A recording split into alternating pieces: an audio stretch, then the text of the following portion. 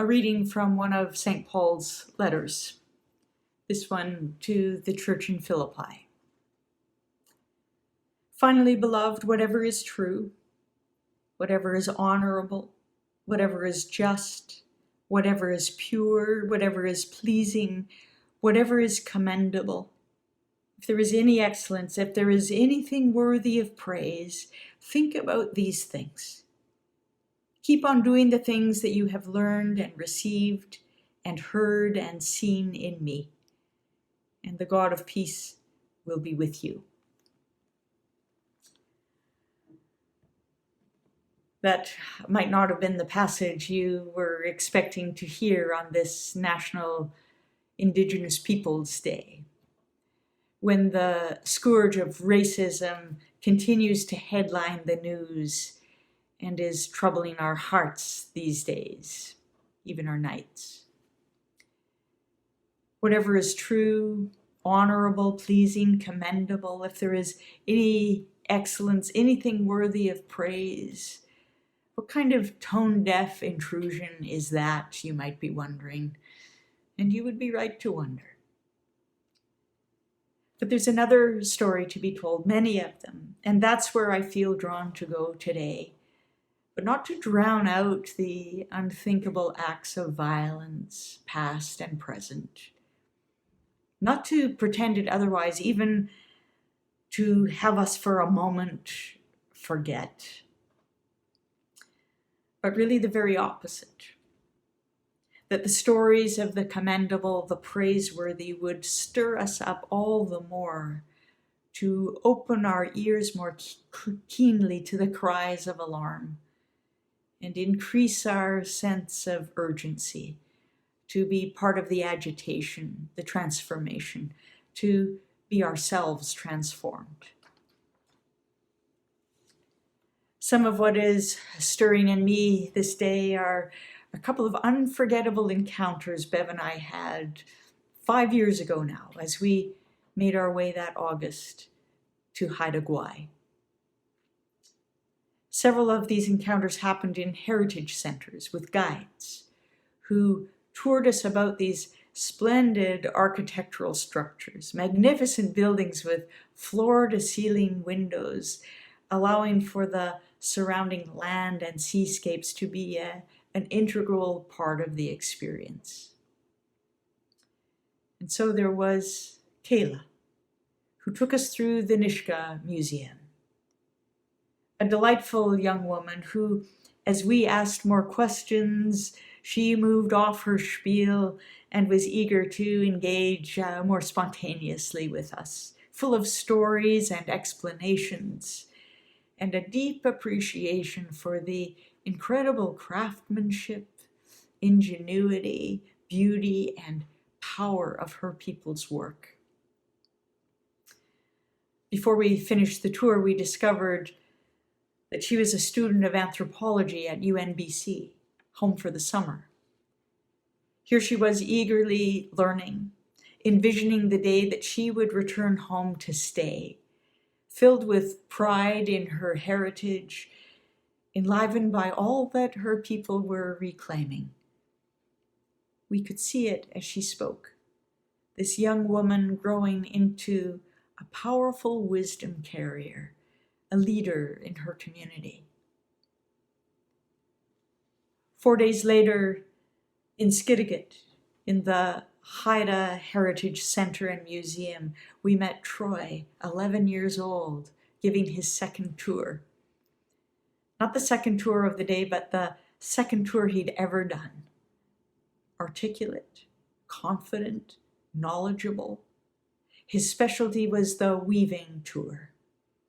How the cedar bark is stripped from the tree and prepared. The making of hats and baskets, containers for hauling water, fine, intricate, detailed work. At one point, he couldn't resist telling us, "These ones," he said, "they were made by my grandmother." No wonder he was so connected to and proud of and lit up by all that he was showing us. Here was Troy learning and proudly claiming his heritage, his people's practices, his people's way. Kayla and Troy, just two of the many people we met of this younger generation who are reclaiming the goodness and seeing a future informed by and grounded in the richness of their Indigenous heritage. Whatever is true, whatever is honorable, pleasing, commendable, if there is any excellence, anything worthy of praise, think about these things. The crows see me coming across the field, a woman with a basket, writes Robin Wall Kimmerer, that mother, scientist, professor of environmental biology, the founder and director of the Center for Native Peoples and the Environment, member of the Citizen Potawatomi Nation. On the other side of a cobblestone wall from the field, she steps into the forest, whose floor is rich with growth. The dense patches of leeks are among the first to appear in the spring, their green so vivid they signal like a neon sign, "Pick me." I resist the urge, she writes, to answer their call immediately, and instead address the plants the way I've been taught, introducing myself in case they've forgotten, even though we've been meeting like this for years. I explain why I've come and ask their permission to harvest, inquiring politely if they would be willing to share. Eating leeks is a spring tonic, she continues, that blurs the lines between food and medicine. It wakens the body from its winter lassitude and quickens the blood. But I have another need too, that only greens from this particular woods can satisfy. Both of my daughters will be home for the weekend, far from the places where they live. I ask these leeks to renew the bonds between this ground and my children, so that they will always carry the substance of home in the mineral of their bones. I dig my trowel in and around the edge of the clump, but they're deeply rooted and tightly packed, resisting my efforts. But at last, I pry out a clump and shake away the dark earth. I expected a cluster of fat white bulbs, but in their place I find ragged, papery sheaths where the bulbs should be. Withered and flaccid, they look as if all the juice has already been sucked out of them, which it has. If you ask permission, you have to listen to the answer. I tuck them back in the soil and go home. If we are fully awake, Robin continues, a moral question arises as we extinguish the other lives around us on behalf of our own. Whether we are digging wild leeks or going to the mall, how do we consume in a way that does justice to the lives that we take? In our oldest stories, we are reminded that this was a question of profound concern for our ancestors. When we rely deeply on other lives, there is urgency to protect them. A few weeks later, she returns to the forest, basket in hand. The leeks today are twice the size they were on my first visit, she writes. And the scent of onions is strong where a deer has bruised the leaves. I pass by the first clump and kneel by the second. Once again, I quietly ask permission.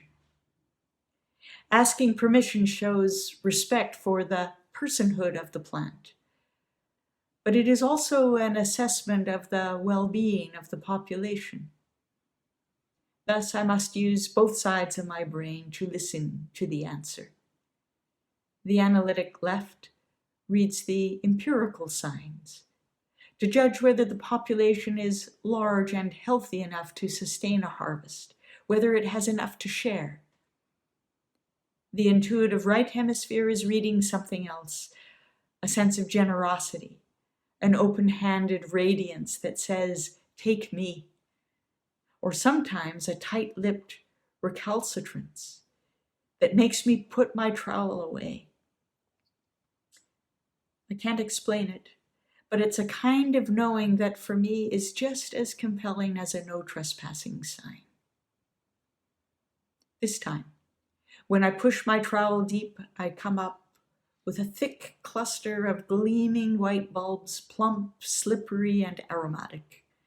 I hear yes, so I make a gift from the soft old tobacco pouch in my pocket and begin to dig. While a sharp shovel would make digging more efficient, the truth is it makes the work too fast. If I could get all the leeks I needed in 5 minutes, I'd lose that time on my knees watching the ginger poke up and listening to the oriole that has just returned home. This is truly a choice for slow food. Besides, that simple shift in technology would also make it easy to slice through neighboring plants and take too much. Woods throughout the country are losing their leeks to harvesters who love them to extinction. The difficulty of digging is an important constraint. Not everything should be convenient. And then she writes, collectively, the Indigenous canon of principles and practices that govern the exchange of life for life is known as the honorable harvest. They are rules of sorts that govern our taking, shape our relationships with the natural world, and rein in our tendency to consume. That the world might be as rich for the 7th generation as it is for our own. There it is again, isn't it? Whatever is true, honorable, whatever is pleasing, commendable, if there is any excellence, anything worthy of praise, think about these things.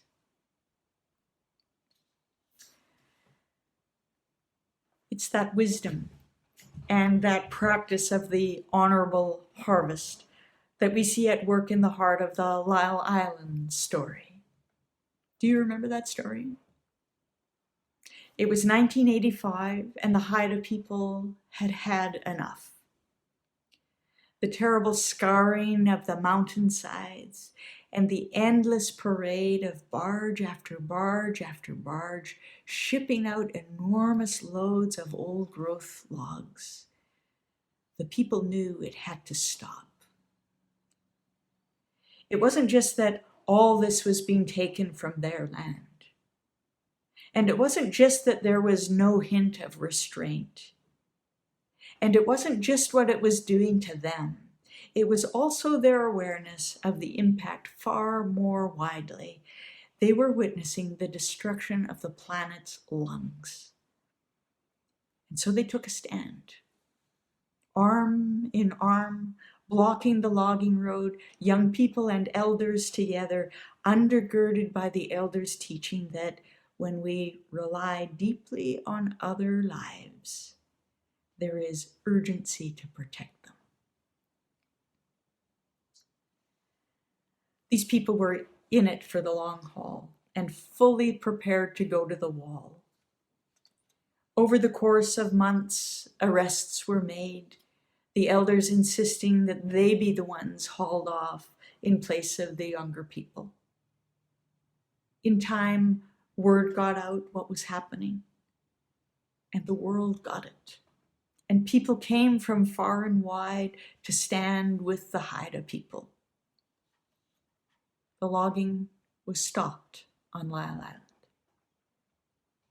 And after some years of negotiation, Guayhanas National Park Reserve was established. And by 1993, an agreement was signed by the Government of Canada and the Council of the Haida Nation to cooperatively manage the reserve. 20 years later, a pole was raised on the shores of Lisle Island's Windy Bay, celebrating the anniversary of this agreement, the first pole raised in 130 years in Guayanas. Natasha was our guide the morning Bev and I visited Windy Bay. She was one of the watchmen on the island, there to welcome visitors and to protect the island. Right there on the beach in that misty morning, she told us the Lisle Island story as she interpreted the pole for us. The deep commitment to protect, the sturdiness of the elders, the power of collective action, it all came through her as she told it. It was part of her, even though the events happened 10 years and more before her birth. Whatever is true, honorable, whatever is pleasing, commendable, if there is any excellence, anything worthy of praise, think about these things. Surely this is a day for thanksgiving, and more than thanksgiving. Imagine if Indigenous knowledge, wisdom, practices, and law were given respect, given room to breathe again, to thrive, to flourish, to teach, to lead. Not just because we are at such a critical moment in the life of our country and in the life of our planet, but we are. So much is at stake, and there is so much for us to receive. May the Spirit's burning passion for justice and for joy, for abundant life for all, may that burning passion move us and move in us, moving us forward in a good way together. Amen.